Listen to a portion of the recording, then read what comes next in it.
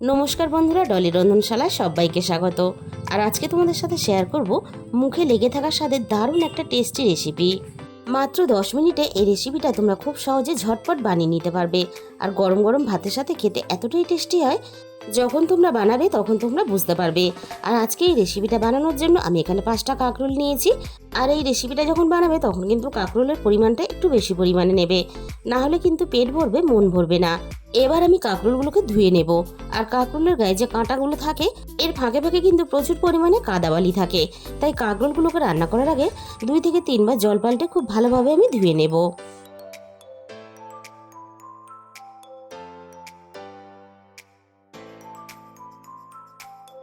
কাঁকরোলগুলো আমি খুব ভালোভাবে ধুয়ে পরিষ্কার করে নিয়ে চলে এসেছি। এবার আমি কাঁকরোলগুলোকে কেটে নেব। প্রথমে আমি সামনের আর পিছনের অংশটা অল্প অল্প করে কেটে বাদ দেব। কাঁকরোল ভাজা খাওয়ার জন্য যেভাবে আমরা গোল গোল করে কাটি, ঠিক সেইভাবে কিন্তু আমি কেটে নেব।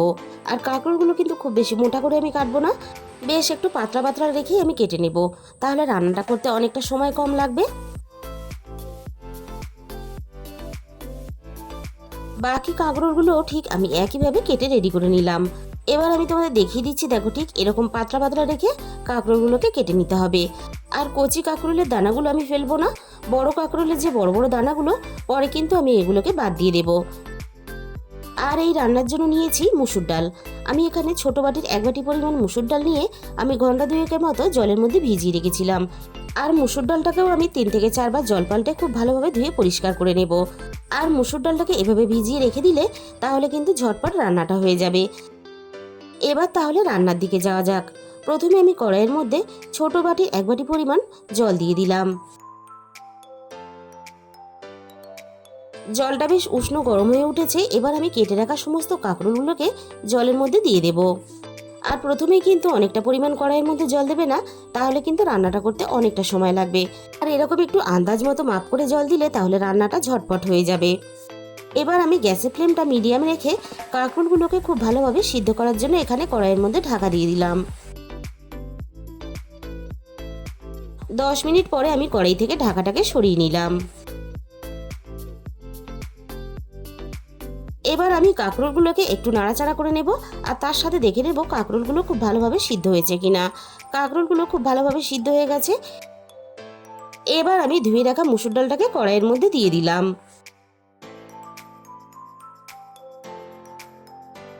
এবার আমি মুসুর ডালটাকে একটু জলের মধ্যে নাড়াচাড়া করে নেব। এতে কাঁকরোলগুলো আরও ভালোভাবে সিদ্ধ হয়ে যাবে। আর মুসুর ডালটাও তার সাথে সাথে খুব ভালোভাবে সিদ্ধ হয়ে যাবে। মুসুর ডালটা খুব ভালোভাবে সিদ্ধ হওয়ার জন্য আবারও আমি কড়াইয়ের মধ্যে ঢাকা দিয়ে দিলাম।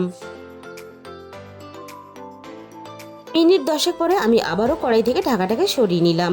আর বন্ধুরা, আমি কিন্তু এই সময় গ্যাসের ফ্লেমটা মিডিয়ামের থেকে লোতে রেখেছিলাম, তা না হলে তলা থেকে লেগে গিয়ে পুড়ে যেতে পারে। আবারও আমি একটু নাড়াচাড়া করে নেব। দেখো ডালটাও খুব ভালোভাবে সিদ্ধ হয়ে গেছে। আর রান্নার আগে জলটা মাপ করে দেওয়ার জন্য ডালটাও খুব ভালোভাবে সিদ্ধ হয়ে গেছে। আর তার সাথে কিন্তু আর ডালের মধ্যে এক্সট্রা কিন্তু কোনো জল নেই। এবার আমি সিদ্ধ করা ডাল আর কাঁকরোল একটা প্লেটের মধ্যে তুলে নেব।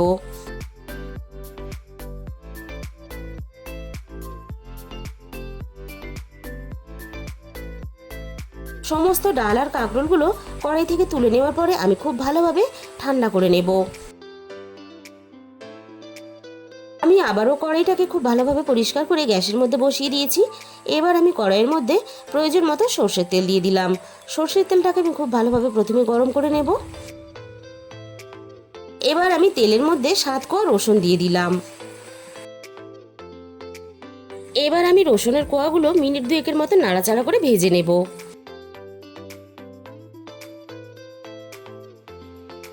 রসুনের পরিমাণটা অবশ্যই তোমরা নিজেদের মতো করে ব্যবহার করতে পারো।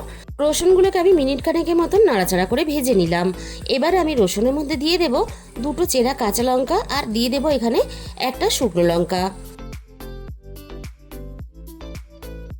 আবারও আমি রসুন আর লঙ্কা একসাথে নাড়াচাড়া করে খুব ভালোভাবে ভেজে নেব। আর রসুনগুলো বেশ দেখো আমি লালচে করে ভেজে নিয়েছি। আর তার সাথে সাথে লঙ্কাগুলোও কিন্তু খুব ভালোভাবে ভাজা হয়ে গেছে। আর ঝালের পরিমাণটা অবশ্যই তোমরা নিজেদের মতো করে ব্যবহার করবে। এবার আমি রসুন আর লঙ্কা একসাথে কড়াই থেকে তেল ঝরিয়ে তুলে নিলাম। আগে থেকে আমি একটা বড় সাইজের পেঁয়াজ কেটে রেখেছিলাম, ওই একই তেলের মধ্যে আমি পেঁয়াজ কুচিগুলো দিয়ে দিলাম। 3 থেকে 4 মিনিটের মতো আমি পেঁয়াজ কুচিগুলো নাড়াচাড়া করে বেশ লালচে করে ভেজে নেব।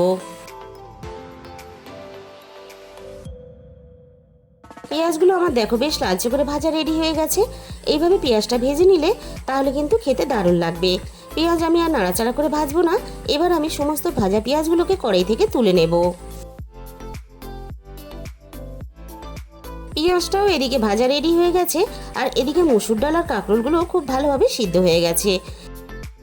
পরের কাজটা করতে আমাদের যাতে সুবিধা হয় তার জন্য কিন্তু আমি এখানে কাঁকরোলগুলো ডালে থেকে বেছে নেব।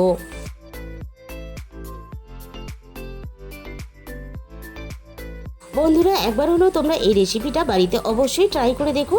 এর স্বাদ কিন্তু মুখে লেগে থাকার মতো হয়, আর খুব কম সময় কিন্তু তোমরা এই রেসিপিটা বানিয়েও নিতে পারবে।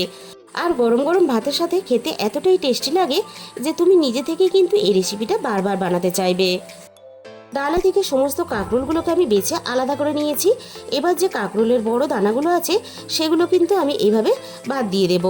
এগুলো মুখের মধ্যে পড়লে তাহলে খেতে ভালো লাগবে না। কাঁকরোলের সমস্ত বড় দানাগুলোকে আমি বেছে বাদ দিয়ে দিলাম। এবার আমি সমস্ত কাঁকরোলগুলোকে খুব ভালোভাবে হাত দিয়ে মেখে নেব। আর কাঁকরোলগুলো মাখার সময় চেষ্টা করবে একেবারে মিহি করে হাত দিয়ে এভাবে চেপে মেখে নিতে। তুমি না বললে কেউ বুঝতেই পারবে না তুমি এই রেসিপিটা কাঁকরোল দিয়ে বানিয়েছো। সমস্ত কাঁকরোলগুলো আমি খুব ভালোভাবে হাত দিয়ে চটকে মেখে রেডি করে নিয়েছি। এবার আমি ভেজে রাখা রসুনগুলোকে প্লেটের মধ্যে নিয়ে নিয়েছি, আর রসুনগুলোকে আমি এইভাবে হাত দিয়ে চেপে খুব ভালোভাবে মেখে নেব। রসুনগুলোকে খুব ভালোভাবে মেখে নেওয়ার পরে এবার আমি ভাজা কাঁচা লঙ্কা শুকনো লঙ্কাটাকে প্লেটের মধ্যে নিয়ে নিলাম। আর আমি এখানে শুকনো লঙ্কা থেকে কাঁচা লঙ্কার ঝালের পরিমাণটা বেশি ব্যবহার করেছি। তোমরা যদি কেউ বেশি শুকনো লঙ্কার ঝালটা পছন্দ করো তাহলে সে কিন্তু এখানে শুকনো লঙ্কার ঝালটা বেশি ব্যবহার করতে পারো। আর এই রেসিপিটা কিন্তু একটু ঝালঝাল করে বানাবে, তবেই কিন্তু খেতে ভালো লাগবে। শুকনো লঙ্কা আর কাঁচা লঙ্কাগুলো আমি একসাথে মেখে খুব ভালোভাবে রেডি করে নিলাম। এবার আমি সমস্ত ডাল সিদ্ধ কাঁকরোল সিদ্ধ সবকিছু একসাথে নিয়ে নিলাম। আর আরও একটা মাঝারি সাইজের পেঁয়াজ কুচি আমি এখানে দিয়ে দিলাম। এবারে আমি এখানে ভাজা পেঁয়াজটাকে দিয়ে দিলাম। আর আমি এখানে দিয়ে দিলাম 1 মুঠো ধনেপাতা কুচি। এবার আমি এখানে দিয়ে দিলাম স্বাদ মতো লবণ। আর সব শেষে আমি এখানে দিয়ে দিলাম 2 চামচ পরিমাণ কাঁচা সর্ষের তেল। আবারও আমি হাত দিয়ে সবকিছু একটু সময় নিয়ে খুব ভালোভাবে এইভাবে চটকে চটকে মেখে নেব। আর এইভাবে যত ভালোভাবে মাখবে এর স্বাদ কিন্তু ততই বেশি ভালো হবে। আর যে কোনো রান্নার স্বাদ কিন্তু রাঁধুনির হাতের জাদুতে, তাই কিন্তু হাত দিয়ে এভাবে চটকে ভালোভাবে মেখে নিতে হবে। কাঁকরোলের একঘেয়েমি রেসিপি না বানিয়ে বারবার ঝটপট একদিন এই রেসিপিটা অবশ্যই বাড়িতে ট্রাই করো। আর তাহলে বন্ধুরা, আজকের এই রেসিপিটা ভালো লাগলে প্লিজ একটা ভিডিওতে লাইক করে দিও, আর প্রচুর প্রচুর নিজেদের বন্ধুদের মধ্যে শেয়ার করে দিও। আর আমার চ্যানেলের যে সমস্ত নতুন বন্ধুরা এখনও পর্যন্ত আমার চ্যানেলটাকে সাবস্ক্রাইব করনি, এরকম নতুন নতুন সহজ সরল রেসিপি পেতে অবশ্যই আমার চ্যানেলটাকে সাবস্ক্রাইব করে পাশে থাকা বেল আইকনটা অল করে দিও। তাহলে আমি যখনই কোনো নতুন রেসিপি আপলোড করব সবার আগে তোমার কাছে পৌঁছে যাবে। আর তোমাদের মূল্যবান সময় দিয়ে আমার এই রেসিপিটা শেষ পর্যন্ত দেখার জন্য তোমাদের সবাইকে অসংখ্য ধন্যবাদ। আজকে তাহলে এই পর্যন্ত, দেখা হবে অন্য কোনো নতুন রেসিপির সাথে।